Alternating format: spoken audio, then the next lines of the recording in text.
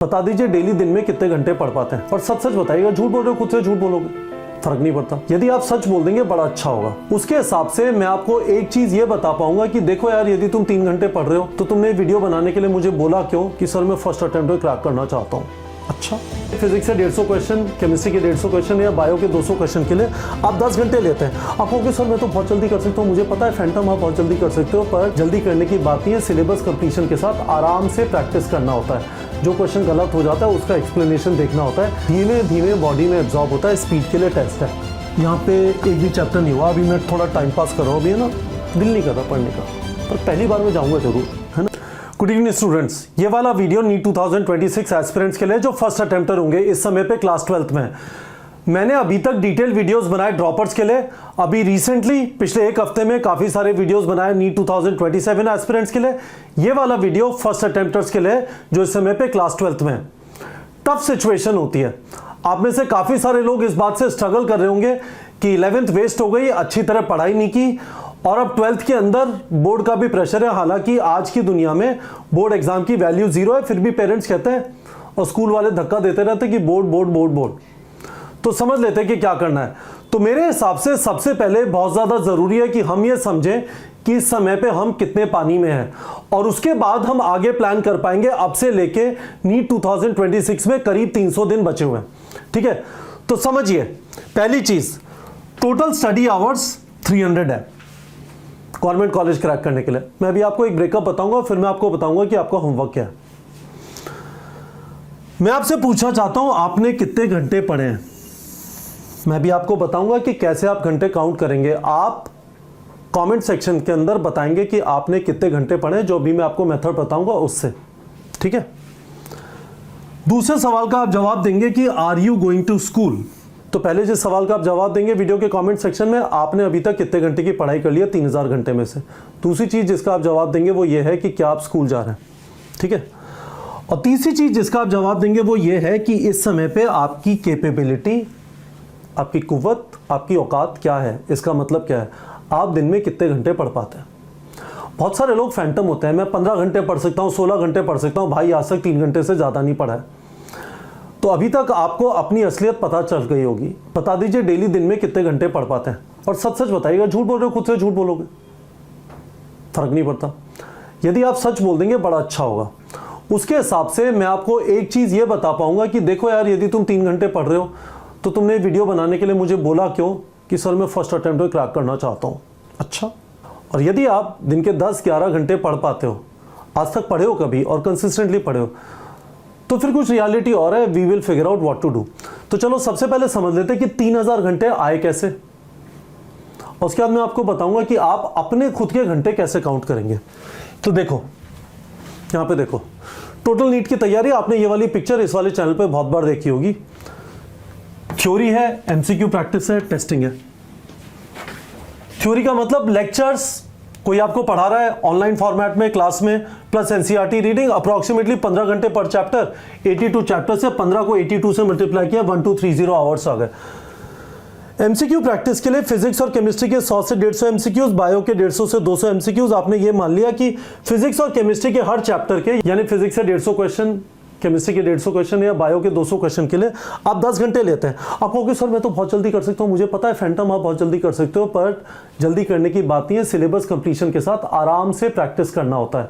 जो क्वेश्चन गलत हो जाता है उसका एक्सप्लेनेशन देखना होता है, धीमे धीमे बॉडी में एब्जॉर्ब होता है। स्पीड के लिए टेस्ट है, इसलिए मैंने यहाँ पे 10 घंटे रख दिए। 10 आवर्स, 82 चैप्टर्स, 820 आवर्स हो गए। और फिर आपको 25 मॉक टेस्ट लिखना है। उसमें से हर एक मॉक टेस्ट के अंदर 20 घंटे देने। मॉक टेस्ट से पहले 10 से 12 घंटे का रिवीजन, 3 घंटे का मॉक टेस्ट, 3 से 4 घंटे का, उसके बाद पोस्टमार्टम। तो 500 घंटे हो गए। 1230 प्लस 820 प्लस 500, 2550 प्लस 500 घंटे वीक एरिया फिक्सिंग के लिए। किसी चैप्टर में क्वेश्चन अच्छी तरह प्रैक्टिस नहीं हो पाए, बहुत सारे गलत हुए। ऐसे पता चला कौन से चैप्टर्स वीक है, कौन से टॉपिक्स वीक है, और एक्स्ट्रा प्रैक्टिस करनी है। ये ऐसा नहीं होगा कि जब आप पहली बार प्रैक्टिस करेंगे सारे चैप्टर्स में एकदम शानदार हो गया। कुछ चैप्टर्स अच्छे होंगे, आपको उनमें कॉन्फिडेंस आएगा, जब भी आप टेस्ट लिखेंगे उन चैप्टर्स में गड़बड़ नहीं होगी। कुछ चैप्टर्स वीक होंगे या कुछ टॉपिक्स वीक होंगे, उनमें एक्स्ट्रा एफर्ट डालना है। उस एक्स्ट्रा एफर्ट से आपका नंबर गवर्नमेंट कॉलेज टाइप बनता है। समझ में आ गया? देख लो एक बार। थ्योरी 82 चैप्टर्स की 1230 घंटे, एमसीक्यू प्रैक्टिस 82 चैप्टर्स का 820 घंटे, 25 मॉक टेस्ट 500 घंटे और 500 घंटे वीक चैप्टर्स के ऊपर एक्स्ट्रा प्रैक्टिस और वापस थ्योरी पढ़ना। टोटल करीब 3100 घंटे टाइप हो गए। अब आपसे मुझे ये पूछना है कि आप मुझे बता दो आपने इसमें से कितने घंटे कर लिए। तो कैसे करोगे ये भी बता देता हूँ।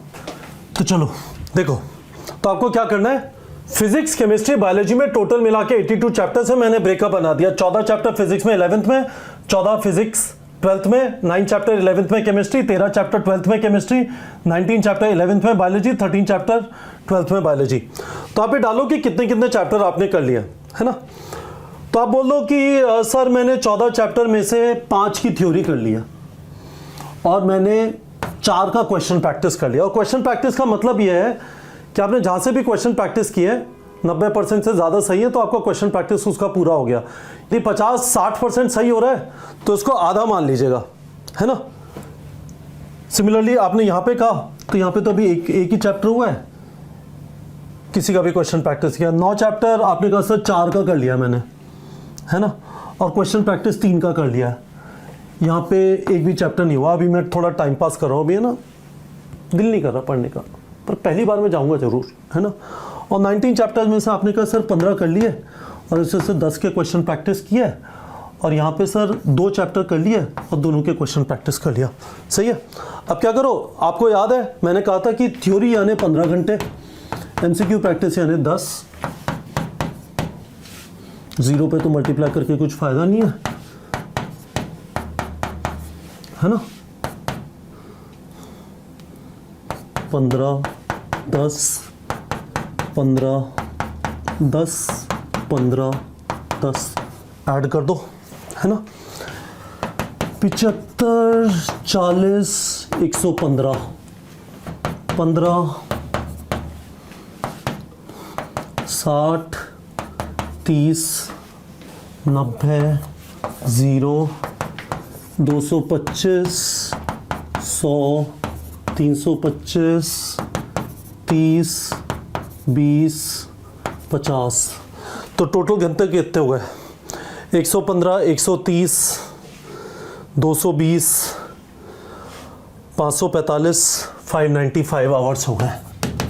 595 hours out of 3000। Not bad, actually not bad इसलिए कह रहा हूँ कि ज़्यादातर लोग के इतने घंटे भी नहीं होते। दिस इज नॉट बैड, हो सकता है आपके इससे खराब हो, ठीक है। तो आपको अप्रोक्सीमेटली 2500 आवर्स पढ़ना है ना, और हमारे पास 300 दिन है। सो डेली का अप्रोक्सीमेटली 8 से 9 घंटे पढ़ेंगे तो हो जाएगा। बट ऑब्वियसली यदि आप स्कूल जा रहे हैं तो टफ होगा। तो मैं वापस आ जाता हूँ। हमारा पहला काम यह है, मैं आपको बताऊं कि क्या करना है। आप मुझे सबसे पहले बता दीजिए आपने कितने घंटे पढ़ाई कर ली है। अभी मैंने आपको एक्सप्लेन किया कि कैसे आप बताएंगे। वीडियो के कमेंट सेक्शन में मुझे अभी बताइए आपने कितने घंटे पढ़ाई कर ली है। दूसरी चीज़ मैं आपसे पूछना चाहता हूं कि आप स्कूल जा रहे हैं। यदि आप स्कूल जा रहे हैं रेगुलरली 8 से 9 घंटे डेली पढ़ना मेरे हिसाब से पॉसिबल नहीं है। और तीसरी चीज़, आपकी करंट कैपेसिटी क्या है, आप कितने घंटे डेली पढ़ पाते हैं। क्योंकि कुछ लोग ग्रसित होते हैं गंद से, है ना, फोन देख रहे हैं, टाइम पास कर रहे हैं, एक टाइम पे उठते नहीं है, क्लास में जाते हैं, मटर गश्ती करते हैं, पीछे जाके बैठ जाते हैं, कभी क्वेश्चन प्रैक्टिस करते नहीं है।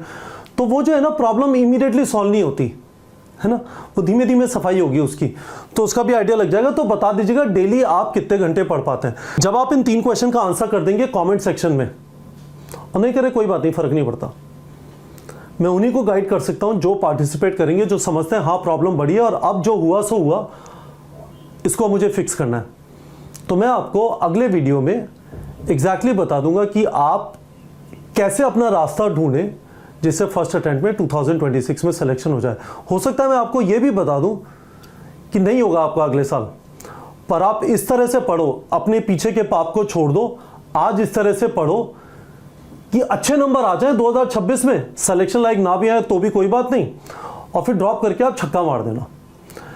पर यदि आपने सोचा नहीं तो 1 साल वेकेशन में गुजरा, एक और साल वेकेशन में गुजर जाएगा, और फिर ड्रॉपर के दौरान वो गंदी आदतें जाएंगी नहीं। कम से कम गंदी आदत तो आज छोड़ सकते हैं। उसके लिए 3 क्वेश्चन का आंसर वीडियो के कमेंट सेक्शन में दे दीजिए और बताइए आपको समझ आया कि मैं क्या करने की कोशिश कर रहा हूँ. This is my first video for NEET 2026 first attempters. We will regularly guide you here droppers, first attempters and 2027 aspirants. तो सबसे पहले answer these 3 questions in the comment section. Alright students.